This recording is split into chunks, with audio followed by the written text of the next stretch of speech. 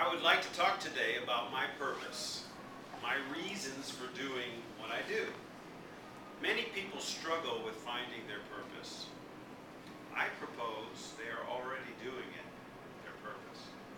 They just might not know they're doing it. For example, when I was a child, I had this overwhelming desire to right all the wrongs that were happening around me.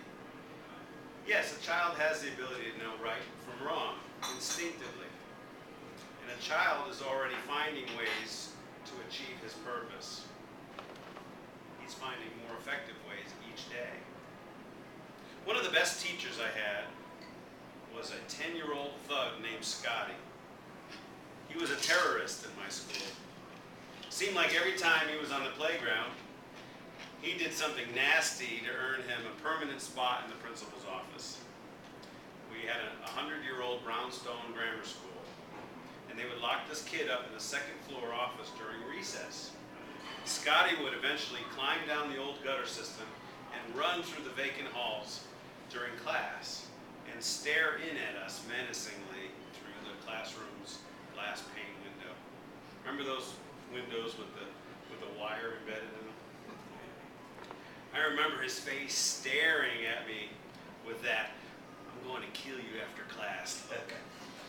He was a master at creating fear and controlling everyone. I hated it, and I could not live like that.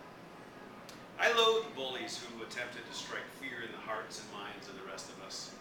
I had no patience for them, and as I said, I knew that I could not ever live with inside that fear. Something was eventually going to happen between the two of us. Every kid in that school feared being alone in the hall, alone on the playground. No one wanted to go to the restroom during classes, for Scotty would pop up out of the shadows. He would shoot paper clips at our heads. He'd steal our lunch money or push us down the stairs. You know him. He was the first kid you met that smoked cigarettes. I couldn't stand people who thought they have some God-given right to control and manipulate the innocent. And I was building a resentment to those who would always lay down and take it. I tried chasing him down after being hit in the head with a paperclip one too many times. But he was like a monkey and he knew how to get away fast. I noticed no one, not even the teachers, would stand up to him. I knew it was just a matter of time before I was to be alone with him. And he had a special place in his ruined heart for me. The boys' room in that old school was in the basement. No one was ever down there except for all the ghosts. And when they installed the urinals, they had to build a false cinder block wall to hide all the plumbing. I didn't know that was Scotty's favorite hiding place. Looking back, I could always smell the cigarette smoke.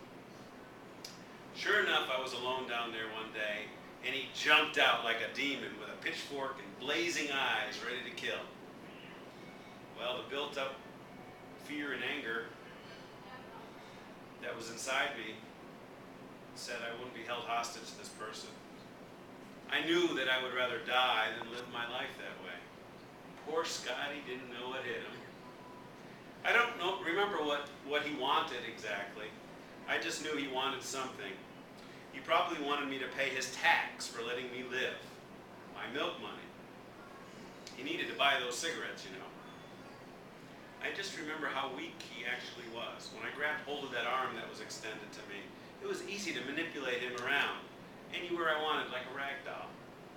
So I gave him a taste of his own medicine. I pulled him into the bathroom stall, and I struck the fear of God in him. And I showed him his future inside that reflective pool within the toilet bowl. I hope he saw the terror on his own face. He cried for mercy real quick, and always the traitor, I struck up a deal. I would spare his life for my freedom.